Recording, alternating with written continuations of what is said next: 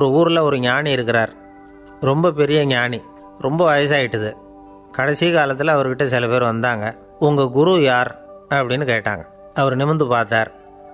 எனக்கு ஆயிரக்கணக்கான குருமார்கள் உண்டு. அவங்க பேரெல்லாம் சொல்லணும்னா இந்த காலம் பத்தாது. ஆனால் முக்கியமான ஒரு 3 பேரை பற்றி மட்டும் உங்களுக்கு சொல்கிறேன் அப்படின்னாராம். அப்புறம் சொன்னார், அந்த 3 பேரில் ஒருத்தன் ஒரு திருடன். ஒரு சமயம் ஒரு பாலைவனம் வழியாக நான் போய்கிட்டு இருந்தேன். அப்போது வழி தவறி போய் ஒரு கிராமத்துக்கு போயிட்டேன். அது இருட்டு நேரம், நடுராத்திரி, ஊரே உறங்கி போச்சு. அந்த நேரத்தில் ஒரு ஆள் மட்டும் ஒரு வீட்டு சுவத்தில் ஏதோ பண்ணி உள்ளே நுழையிறதுக்கு முயற்சி பண்ணிகிட்ருக்கிறான். அவங்கிட்ட போய் நான் இன்றைக்கி இங்கே எங்கே தங்க முடியும் அப்படின்னு கேட்டேன். அதுக்கு அவன், இந்த ராத்திரி வேளையில் அது ரொம்ப சிரமம், ஒரு திருடனோட உங்களால் தங்க முடியும்னா நீங்கள் என்னோட தங்கலாம் அப்படின்னா. நான் அவங்க கூட 1 மாதம் தங்கியிருந்தேன். ஒவ்வொரு நாள் ராத்திரியும் இப்போ நான் என்னுடைய வேலைக்கு போகிறேன், நீங்கள் ஓய்வு எடுத்துக்கோங்க அப்படின்னு சொல்லிவிட்டு போவான். அவன் திரும்பி வந்த உடனே உனக்கு ஏதாவது கிடச்சிதான்னு நான் கேட்பேன். அதுக்கு அவன், இன்றைக்கி ராத்திரி ஒன்றும் இல்லை, நாளைக்கு மறுபடியும் முயற்சி பண்ணுவேன் அப்படின்பா. எப்பவும் அவன் நம்பிக்கை இழந்ததே கிடையாது. எப்பவும் சந்தோஷமாகவே இருப்பான். நானும் ரொம்ப காலமாக தியானம் பண்ணிக்கிட்டே இருந்தேன். ஒன்றுமே நடக்கலை. ஆனால் நான் என்ன பண்ணேன் தெரியுமா? மனசு வருத்தப்படும், நம்பிக்கை இழந்துருவேன். அப்போல்லாம் அந்த திருடனுடைய விடாமுயற்சி தான் ஞாபகத்துக்கு வரும். அதனால் அந்த திருடன் எனக்கு ஒரு குரு. என்னுடைய 2வது குரு யாருன்னா அது ஒரு நாய். இது எப்படின்னா, ஒரு சமயம் எனக்கு ரொம்ப தாகமாக இருந்தது. ஒரு நதியை நோக்கி போய்கிட்டு இருந்தேன். அப்போ ஒரு நாயும் வந்தது. அதுக்கும் தாகம். ஓடி வந்து ஆற்றை பார்த்துது.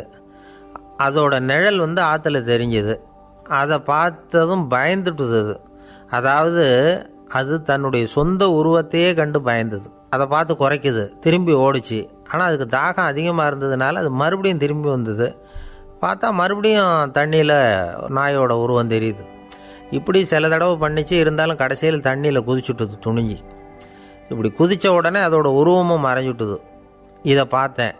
நான் என்ன புரிஞ்சுக்கிட்டேன்னா, எவ்வளவு தான் பயம் இருந்தால் கூட ஒருத்தன் தைரியமாக காரியத்தில் இறங்கணும் அப்படிங்கிறத புரிஞ்சுக்கிட்டேன். இந்த போதனை அந்த நாய்கிட்ட இருந்து எனக்கு கிடைச்சிது. இது ஒன்று. அடுத்தது, என்னுடைய 3வது குரு யாருன்னா அது ஒரு சின்ன குழந்தை. நான் ஒரு சமயம் ஒரு நகரத்துக்கு போனேன். அங்கே ஒரு குழந்தை எரிகிற மெழுகுவத்தி ஒன்று எடுத்துக்கிட்டு வந்தது. நான் அந்த குழந்தைய பார்த்து வேடிக்கையாக கேட்டேன், ஏன் பாப்பா, இந்த மெழுகுவத்தியை நீயாவே கொளுத்துனியா அப்படின்னு கேட்டேன். ஆமான்னுது அந்த குழந்தை. சரி, இந்த மெழுகுவத்தி முன்னாடி எரியாமல் இருந்தது, இப்போ எரியுது. இந்த மெழுகுவத்திக்கு வெளிச்சம் எங்கேருந்து வந்தது, அதை எனக்கு காட்ட முடியுமா அப்படின்னு கேட்டேன் அந்த குழந்தைகிட்ட. இதுக்கு அந்த குழந்தை சிரிச்சுக்கிட்டு அந்த மெழுகுவத்தியை ஊதி அணைச்சுட்டுது. அதுக்கப்புறம் என்னை பார்த்து கேட்டுது, இப்போ இந்த மெழுகுவத்தியின் வெளிச்சம் போனதை பார்த்தீங்க இல்லையா, அது எங்கே போச்சுன்னு எனக்கு சொல்லுங்க அப்படின்னுது. அந்த குழந்தை இப்படி கேட்டதும் என்கிட்ட இருந்த ஆணவம் அழிஞ்சுட்டுது. நான் படித்ததெல்லாம் அந்த வினாடியில் சுக்கு நூறாக போட்டுது. என்னுடைய முட்டாள்தனத்தை நான் உணர்ந்தேன் அப்படின்னு இவ்வளவும் அந்த ஞானி விவரமாக சொன்னாராம். அதனால் நாம் இன்னார்கிட்டே இருந்து தான் இதை கற்றுக்கணுங்கிறது இல்லை, யாருக்கிட்டே இருந்தும் எதையும் கற்றுக்கலாம். நம்மால் ஒருத்தன் ஒரு நாய் வளர்த்துக்கிட்டு இருந்தான். அந்த நாய்க்கு வால் கிடையாது. யாரோ ஏற்கனவே வெட்டி எடுத்துட்டாங்க. இந்த நாய் தான் சார் எனக்கு குரு, அதுக்கிட்டே இருந்து கூட நான் பாடம் கற்றுக்கிட்டு இருக்கிறேன் அப்படின்னா.